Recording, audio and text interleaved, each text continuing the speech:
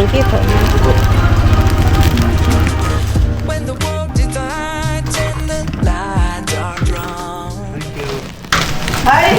Happy Mother's Day to you. Wala. Nakalagay kaya dyan, Patrick. Ayun na. Happy Mother's Day, Mama. Thank you! Mwah! Mwah! Thank you! Not expected! Mwah! Thank you, thank you! Welcome. I love you, darling! Oh, kasi Ayan, mga 10 minutes after meals, nag-walking siya. Happy Mother's Day, Mom! thank you! Thank you, mga baby ko! Salamat pa din sa treat at saka sa flowers. Thank you! Mwah! Hi, Patrick! Dito muna kami sa Rob, magpapagupit muna siya bago kami mag-snack ganyan sa May Tanay for Mom's Day celebration. Pagupit siya, behave na yung bebeb namin. Ang daming tao. Bili muna kami ng merienda kasi 1 hour pa yung biyahe din namin, tapos magpapagupit pa si Patrick. Empanada. Yung kakain na kayo pero kakain ka pa na. Kaya nga.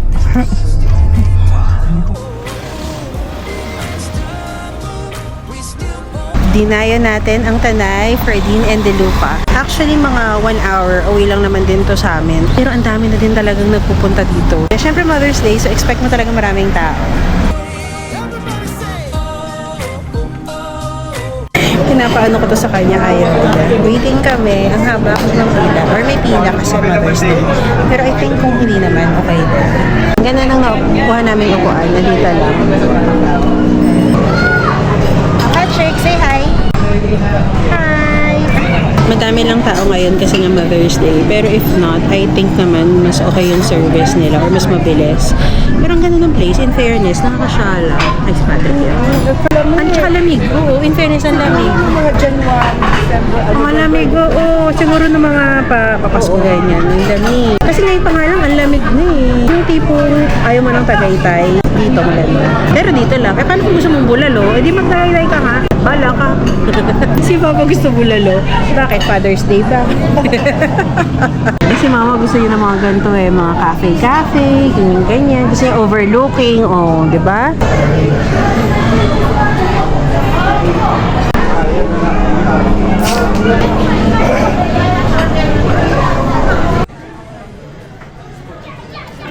Order ko sea salt latte. May iba lang ngayon. Si Mama yung Spanish latte.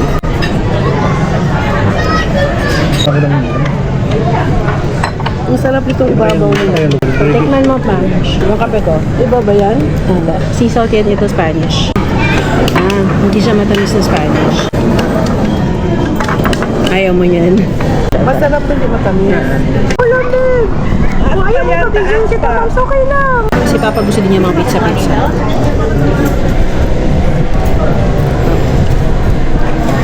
Carbonara yung sa akin kasi parang na-miss ko yung carbonara. Sarap yung pizza. And then yun yung kay Patrick. Truffle chicken with waffle. Kay Mama, roast belly. And then si Papa, gusto niya yan mga ganyan. Arabo talaga to eh. Lamb kofta daw. Si Papa taga-ubos namin ng food. Naka-picture, ayan, lumamig na yung aking carbonara. Medyo big serving sila, kaya kalmahan nyo lang din. Kami tig-iisa pa kami. Tapos meron pang pizza, kaya ang dami. Finish na kami. Daming pizza. Smile! Patrick, smile! One, two, smile! O, tingin! Pati si Papa Pops. One, two. Smile! Look at me! May elevator daw for senior citizen. Okay, sagutin na lang. Masakit ang tuhod. Patrick lang! So, ayan yung Dinan de Lupa. Tapos may mga parking spaces dito sa harap. Pero at least diba, may parking pa rin kayo kung naubusan kayo ng parking space doon. By the way, dun sa lahat ng in-order pala namin with paid, para mga 3-4. Kasi meron kaming senior and PWD. But okay naman yung food. Na-enjoy. Something na pwede namin balikan talaga to kasi ang ganda ng ambience niya. Tapos okay yung food.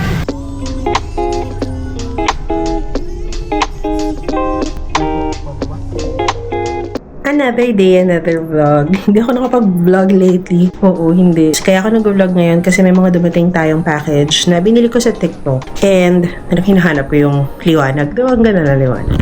I-open ko siya sa inyo. So, ito, alam mo na to. Kasi the past few days, puro sa TikTok ako nag-unbox. Baka naman magtampo na kayo. Oh, may ganun. Ito yung nauna ko kasing order. Why are you here? Patrick is here. Come here. Pakitaan muna natin sila. Oh, wait lang. Wait lang. Come here muna. Tingnan niyo. Come here. Stand here. Patrick, look oh, yung damit ni Tamami na itong nabagbagsak. Look, ay, i-fix mo yung damit ni Tamams. Oh. Ayusin mo. Ayusin mo. Hoy. Conservative. Dati hindi ko yung sinabi sa kanya. Basta nilapitan ko siya, tapos nakaganyan. Kinanan niya.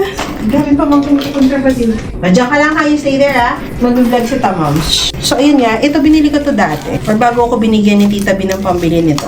Ayan, bago niya ako bigyan ng pambili niyan. Hi Tita B. Alright, and then this one. The rest parang puro damit na kasi sa TikTok shop siya. Pilates Private Studio. Sabi ko mga next month na ako bibili ng mga pang Pilates. Siyempre, babalik na tayong Dubai. 1 month na lang. So, hindi pala ito pang Pilates, actually. Ay, ano pang paddle yan? Oh, paddle. Pero parang mahilig siya sa akin. No. Bakit? Get it. Oh, bala ko.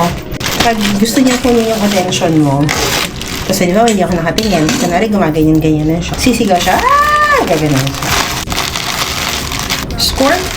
Gray squirt na nabili ko sa TikTok shop. Okay, hindi ko pa ata ito napakita sa inyo. Ito yung recent na gusto ko or ginagamit ko talaga. Nakaubos na ako ng 2. Yung pangatlo mauubos na. Kaya nag-order ako ulit. No joke. Ayan yung 2 na naubos ko. Tinabi ko talaga siya. Ayan o. Mabango to, in fairness. For me, hindi ako doon sa nakakaputi siya, ganyan. Kasi hindi naman ako puti, no? I've been using this for probably a little over a month. Wala pang 2 months to be quite honest. But yung smoothness niya sa katawan, bongga! Iba yung smoothness feeling niya sa akin. I usually order pag may mga sale, sa mga live. Ito, I got this for $799 ata. 3 na siya. Hindi naman pwede yung nag-work sa akin, mag-work sa inyong lahat. Iba-iba din naman talaga, hiyangan yan. Baka maubos ko pa yung isang tub. At least meron akong 2 madadala sa Dubai. 1 na lang, okay? Kiss mo na si Tamams. Kiss mo na. Close lips. Close lips. Thank you. So, relax. And then the last item, alam ko na kung ano to. Tapos ang gaganda naman mga reviews. So sabi ko, check ko no, kung maganda. Kasi meron akong RTO. Tapos si Sisi, bumalik na ng Dubai, di ba? So dinala na niya yung ginamit kong bag, yung LV niya, dinala na niya. So wala akong bag for RTO. Sabi ko, sige ito, 300 plus lang. Kung maganda, di ko, di ba? In fairness, di ba? Bottega yan. Kaya naman, in fairness naman, o di ba? Hindi lang magaling handle niya. Pero for 300, I'm not sure. Hindi giving masyado. Actually, bumili pa ako ng insert. Parang ganito. Bumili pa sana. Parang kinip ko pa yung plastic just in case hindi magkasya or hindi ko magustuhan yung bag. So, parang ganyan sana. Tapos kasya yung bag ko. Anyways, ayun lang. That's it for our unboxing. Later na lang ulit. Good morning! Another day, another vlog.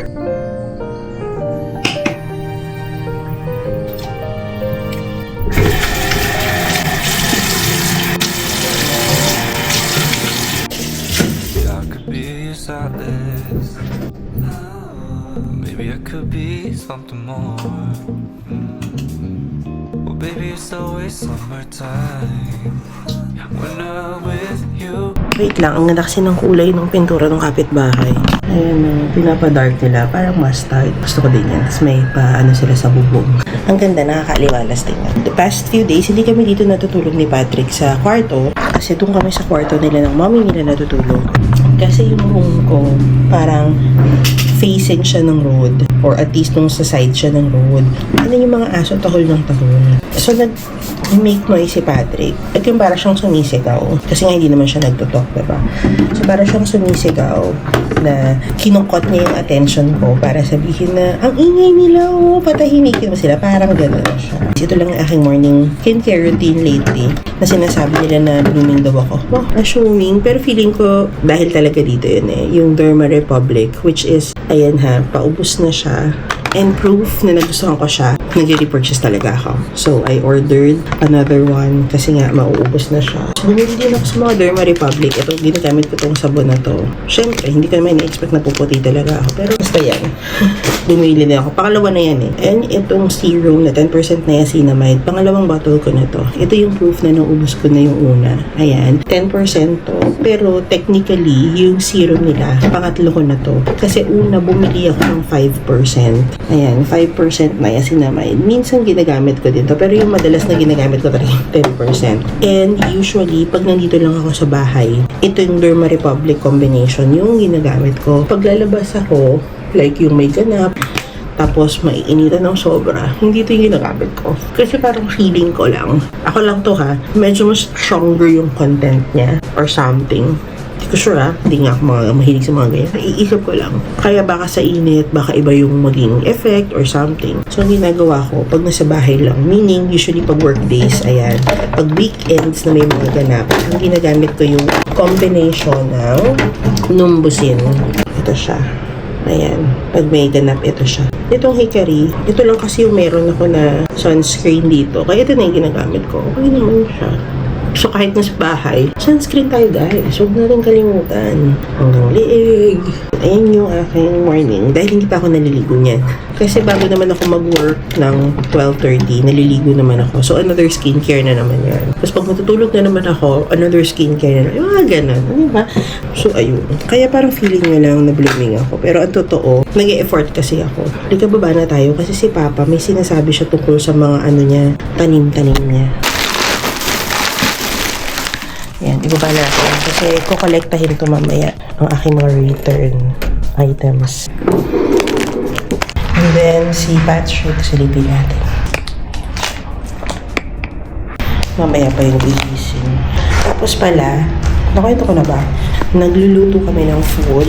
Tapos, may nagpapa-order kami sa community. So, si Mama nagluluto pala. Hindi naman kami. Si Mama nagluluto. Tapos, pinapa-order namin sa community. Minsan 2, 3 ulam. Manager mo. Morning, Mom. Good morning. Galing na siyang palengke. Kwentuhan mo nga sila, Ma'am. Anong ginagawa mo? Nagluluto ka, di ba? Oo, kasi happiness ko to Oh, pare sila ni Sisi. Ako talaga ganda lang talaga lagi. Ganon. Pareho sila ni Sisi na mahilig magluto. Nay, ito pala return ko. Lagot na naman ako kay Zamora. Charas. Dami naman ng bed. Madami din akong ina-order. Grabe. Minsan kasi sa TikTok, meron yung sample, returnable sample. So, halimbawa, meron kang gustong promote for affiliate. Pwede mo siyang orderin. Tapos, pwede mo siyang i-return. Kasi nga, parang hindi sila nagbibigay ng free sample. Yun na lang yung list na magagawa nila. Orderin mo, and then i-refund mo na lang. Parang ganun ha. May ganun sa TikTok. So, yung mga damit minsan, ganun ang ginagawa ko. Lalo na pag so-so lang siya sa akin, i-video ko or something, and then i-return ko. Tapos, kami ni Satch, while we're here, kami yung nagdi-deliver. Pag mga 10:30 yan, didi-deliver namin siya. Kasi dito lang naman, maliit lang yung community namin, ilang blocks lang to. Kaya mabilis lang namin siyang naiikot. Wait lang, labas tayo kasi si Papa, papakita daw yung halaman niya. Kasi yung mga kamatis niya mapupula na. Yung katabi kasi naming bahay, yung likod, walang nakatira. May nakabili, pero hindi pa naayos yung sa something niya. Basta ayan, dapat nga yan yung kunin namin ni Satch eh. At least nasa likod lang. Eh dahil nga medyo magulo pa yung pagbebenta, I think yung sa Pag-ibig nagkagulo. Kaya hindi nagmatanggap ng Pag-ibig dito. Kasi hindi ata ma-release ni Pag-ibig yung funds sa developer. Parang ganyan. Pakita natin. Dito yun sa likod namin. Ayun si Pops. O, diba? O, tuwa siya, message pa ako dyan. Ay, ito na yung kamatis mo pa. Ayan na, o, diba? May green thumb yan si Pops. Ano, diba? Ang dami na. So, ito yung walang nakatira. Actually, yung nakatira or nagsistay yung electrician. Kasi yung aso. Tsaka yung manok ni Papa, nilagay niya dyan. O, diba? Ano yan, Pops? Ay, oo, madami pa uli yung kamatis mo. Asa na sitaw? Ay, oo nga, oo. Ang dami ng sitaw. Ito yung mga sitaw, oh. Ang daming sitaw. Nung nakaraan, nag-harvest kami ng kangkong. Tapos, ayun ang mga sili na maliliit pa. Ano to pa? Parang sili din to? Sili yan. Sili din yan. Bakit? Bell pepper. O, diba? Ito yung kangkong na kinuhaan natin, diba? Ito, sumubo na naman, oh. Tapos, ayun yung mga spring onions. Tingnan yun. Nag-speaker? O, diba? Yan siya. Pag morning dyan siya pumupunta. Exercise na yan. Diba? Ayan. Ayan siya. Oo nga, ang haba ng sitaw. Video ko daw kasi tutuwa siya sa mga halaman. And then, dahil nga maaraw, namamatay. I mean, sobrang init din kasi. Tingnan yung mga halaman kahit gaano ka magdilig. Natutuyo sila. Magre-repack nga daw si mama. Tingnan mo, nasira na. Ay, nag-ano na siya tuyo. Pero everyday yan yung inaanohan ha. Dinidiligan. Payong kalamansi. Ayan, ang dami yan. Maraming Kalamansi. Dito. Oo nga, maliliit tayong kalamansi dito. Kulit. Tapos, ayan si Monty. Tawag ko dyan si Monty. Montero ko yan. Ayan yung pan-deliver namin. Balik na tayo sa bahay. That's the morning. Ma'am, siya naman yung natin, toge. Ginisang toge, okoy, at saka kalderetang baka. So, may mga nagpi-PM, nag-order. Wait. PM at saka mayroon din sa group. So, at least, nagluluto si mama. Magluluto din naman talaga siya ng pagkain namin. Opo. Nakalibre kami. 2 order, Na 2 okoy kay Rico. tapos toge 2 ginisang toge. 2 kilo At isang kaldereta. kaldereta. 2 okoy lang or 2 order. 2 orders. Okay. Ako po yung secretary niya. Tagalista ng order, kung magkano lahat ng kinicharis. Jessica, 2 orders okoy, 1 to order toge. Bawang, blockbuster ngayon yung ano mo Wala yan, kaldereta. Sino magtsatsagang maglaga ng baka? Yung mga ganun, kaya. Beb, ang daming orders, Beb. Ang aga pa, ang dami ng order. Sinang kaya ang kausap mo? Si Basisi. Hindi, si Vlog. Tapos, meron pa kami mga bigas. O, di ba? Kala niya talaga, businesswoman na talaga kami dito. Sabi ko kay Sisi, ipagawa niya yung doon, yung sa may labahan. Gagawin na niyang tindahan. Kasama na yan, magkakasama na yan. Pag pinagawa niya yung taas, syempre ilipat namin yung labahan sa taas. Mawawala dyan yung labahan, dyan na yung storage namin ng mga bigas, ng mga mantika, itlog. 돌아볼 때마다 고백 연습하는 날 Kaldereta man 5 na. Sold out na daw kami sa toge at saka sa okoy. Yung toge 8 orders. Yung okoy 9. Actually, yung kaldereta sold out na din. Meron pa daw baka. So, ipi-pressure cooker na lang. O, diba? 8 o'clock pa lang sold out na. Then, lagi naman kami nasa sold out in fairness. Actually, wala kaming ulam. Kaya na umuusan. Kaya kung ano na lang din matira. Sabaw-sabaw, ganyan. Sold out kami. Fairness. Gising na si Patrick pala. Ayan o. Swerte pala pag nag-vlog ako tapos nagaganto kami. Sige, lagi ako mag-vlog. May mga pahabol pa. Very good. Joyce. Quality control daw si Papa. May kanin pag nag-quality control. Natsambahan? Hindi ko pili. Chamba ba? Magdi-deliver na kami for today. Kasama ko si Papa. Kasi yan doon sa bahay na pinaparent namin. May tagas yung something. So, andun si Sach. Upo dyan. Ako dyan, kasya ako dyan. Ha? So, ayun kami kay Monty. Rico. Kay Tita Nancy muna. May delivery ako sa homeowner's office. Nagsiswimming kasi maayos na nga pala yung pool. Ito na. Kano mo? 150. Pag homeowner daw, 150. Dito yung picnic.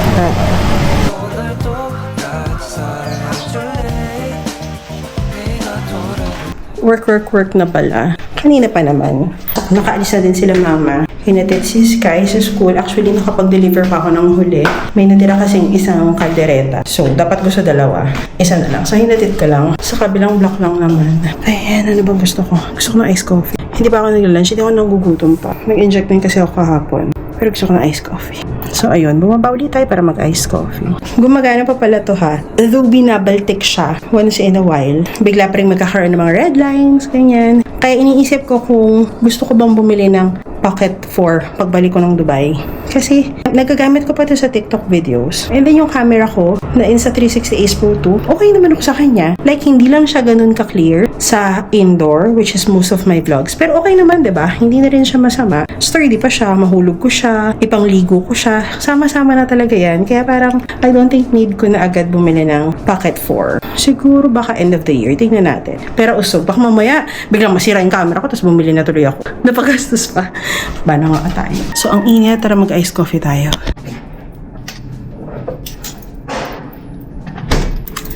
Ayan. Andiyan na si Patrick. Patrick! Ayan na si Patrick! Hi! Oh, ang daming galing ah! Grabe yung back-to-back meetings ko. Ngayon lang ako natapos. Dinner na. Kasi 7 na. Tapos magkakaroon daw ng brownout. Scheduled brownout, 7 to 8 dito sa amin. Ulam ko is isda. Yung ganyan. Favorite ko.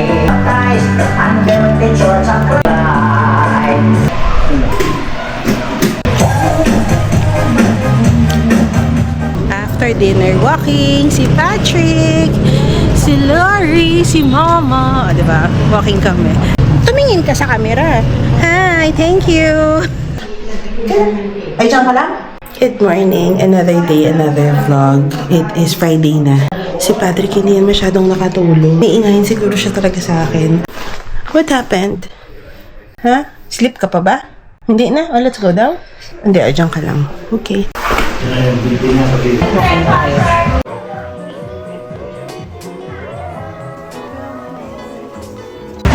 More than 1,000 steps din ako.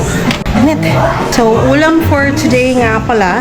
Ayan, isa yung ginataang manok. And then, munggo kasi Friday today. Inihaw na liambo. So, improvement na po tayo. Improvement. Meron na tayong timbangan. Para ano siya, standard. Sabi ni Mom, isang pita, saka isang wings. May order kaming bigas. Ayan, di ba? Kaming kasyante, charis. Deliver natin. Ayan si Papa, mag-deliver siya ng bigas. 1-3, yung ganyan, buko pandan. Yes, si Papa mag-charge siya ni Monty, yung e-trike. Tapos ako ay mag-quality control. Nag-ihaw kasi si Nanay dun sa likod. Yun yung isa sa ulam. Titikman natin siya kung ano lasa. Nay! Andyan si Ganda na, I'm scared. Excuse me, Ganda. Paano daw? Patikim. Ay, ang laki naman pala nung patitikimin ko. Ayan ang taste test natin. Ayan. Mag-charge si Monty. Okay, mag-deliver na ako. Ayan yung mga magulang ko. Okay, bye. Hello!